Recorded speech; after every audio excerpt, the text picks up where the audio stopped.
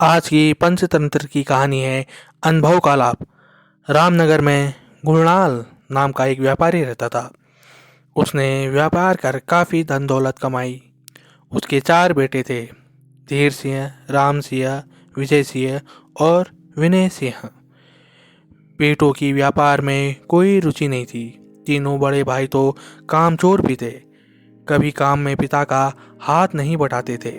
छोटा भाई विनय सिंह बहुत नेक, भला और आज्ञाकारी होने के कारण पिता के साथ ही लगा रहता, मगर वह व्यापार के दांव पेच नहीं जानता था। गुणनाल अब बूढ़ा हो चला था, इसलिए व्यापार की जिम्मेदारी चारों बेटों पर छोड़कर वह पूजा पाठ में लग गया। विनय सिंह तो पिता की सेवा करने में ही लगा रहता था।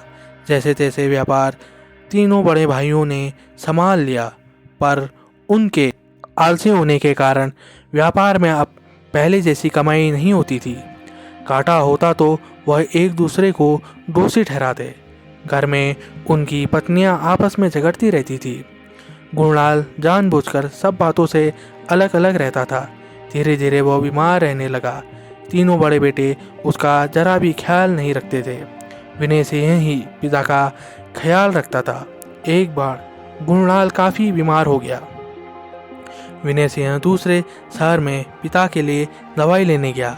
उसके पीछे तीनों भाइयों ने फैसला किया, अब हम अलग अलग हो जाते हैं और अपने अपने हिस्से के व्यापार को संभाल लेते हैं। और उन्होंने पंचों को बुलाया। झूठ मूठ पिता की सहमति की बात बात जा पे सारी जायदाद तीनों भाइयों में उन्होंने बंटवाने को कहा। पंच हैरानी से बोला, तुम तो 4 भाई हो, फिर 3 भाग क्यों?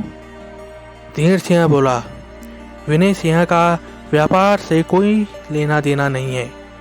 इस पूरे घर में उसे बस पिताजी से ही मतलब है, इसलिए उसके हिस्से में हम पिताजी को दे रहे हैं, पिताजी को लिखवा रहे हैं। गुणनाल चुपचाप सब कुछ सुन रहा था। ये तीनों अब मुझसे पिंड छुड़ाना चाहते हैं और विनय सिंह के भोलेपन का नाजायज़ फ़ायदा उठाना चाह रहे हैं और उठा भी रहे हैं। पंच यह सब देखकर और सुनकर हैरान था। बंटवारे के समय पिता को भी जायदाद में बांटना ये वो पहली बार देख रहा था, परंतु पंच को गुणनाल ने इशारा कर दिया था, इसलिए पंच चुपचाप थे। जब विनय सिंह दवा लेकर आया तो धीर सिंह बोला, विनय, सारी जायदाद का हमने बंटवारा कर दिया है। तुम्हारे हिस्से में पिताजी आए हैं। अब इस हवेली और धन दौलत पर तुम्हारा कोई अधिकार नहीं है। तुम पिताजी को लेकर अमरूद के बगीचे वाले घर में चले जाओ, तुम्हारा हिस्सा वही है। विनय सिंह बोला, भैया, आपने ठीक किया। जो मेरे हिस्से में पिताजी को दे दिया वह ही मेरे लिए सबसे अधिक मूल्यवान है। विनय सिंह गुणनाल के साथ बगीचे वाले घर में रहने को चला गया। यह 2 कमरों का घर गुणनाल ने नौकरों के लिए बनवाया था। विनय सिंह बगीचे के अमरूद तोड़कर उन्हें शहर बेचने जाता। जो पैसे मिलते उसमें अपना और अपने पिता गुणनाल का गुजारा करता। गुणनाल ने एक दिन अपने गले से सोने की माला उतारकर विनय सिंह को दे दिया और कहा, बेटे, इसे बेच आओ। विनय सिंह ने पूछा, क्यों? गुणनाल ने कहा, मैं जैसा कहता हूँ वैसा करो। विनय सिंह ने माला बेचकर पैसे लाके पिताजी को दे दिए। गुणनाल बोला, बेटा, इन पैसों से जितना चना खरीद सकते हो खरीद लो, खरीद कर कोठरी में भर दो। विनय सिंह ने पैसे लेकर मंडी में वह गया, चने के बोरे खरीदने लगा। उस समय चने का भाव मंदा चल रहा था। उसके तीनों बड़े भाई भी वहीं पर मंडी पर ही उपस्थित थे। विनय सिंह को चना खरीदता देख वे उसकी मजाक उड़ाने लगे। तीनों भाई मंडी से चावल खरीद रहे थे क्योंकि चावल के भाव बढ़ रहे थे। गुणनाल ने व्यापार में फिर रुचि लेनी शुरू कर दी। उसे पता था निकट भविष्य में चना तेजी से और चावल मंदा होने लगेगा। हुआ भी ऐसा ही। चने के भाव एकाएक बहुत बढ़ गए। फसल अच्छी होने से मंडी में चावल की नई फसल आ गई, जिससे चावल का भाव गिर गया। गुरनाल ने विनय सिंह को चने बेचने को कहा। इस सौदे में विनय सिंह को 3 गुना मुनाफा हुआ। उधर तीनों भाइयों को चावल के व्यापार में बहुत नुकसान उठाना पड़ा। अब गुरनाल विनय सिंह से जहाँ जहाँ पैसा लगाने को कहता वह वहीं पैसा लगाता। इससे उसे काफ़ी मुनाफा हुआ।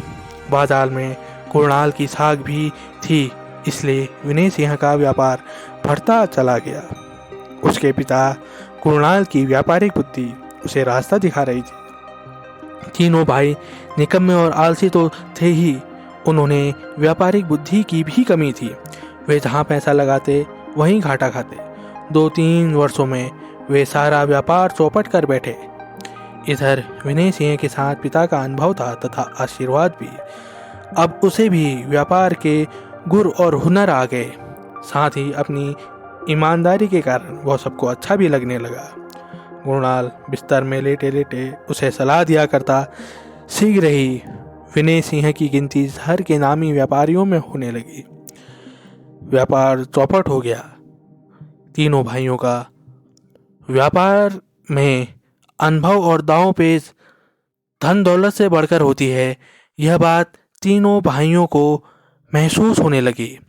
जिस पिता को उन्होंने नाकारा और बुरा समझकर घर से बाहर निकाल दिया था, उन्हीं की बुद्धि से विनय सिंह ने खूब धन दौलत कमाया। अब उन्हें पिता के अनुभव का मूल्य पता चला तो वे गुरनाल को लेने आए। तब गुरनाल बोला, कहिए मेरी याद कैसे आई?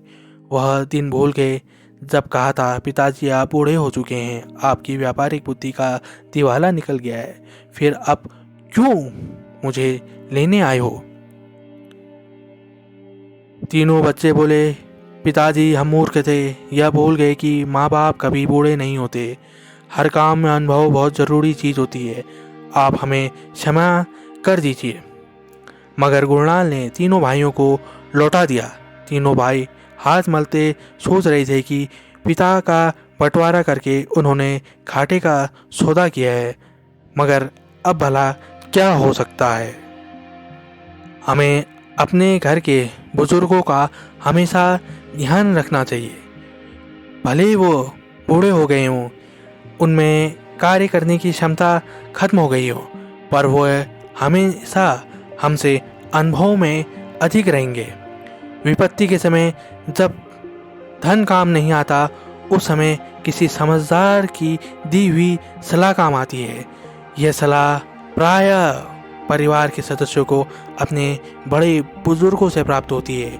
इसलिए कहा जाता है कि हमेशा बुजुर्गों का सम्मान करें, उनकी बात का आदर करें।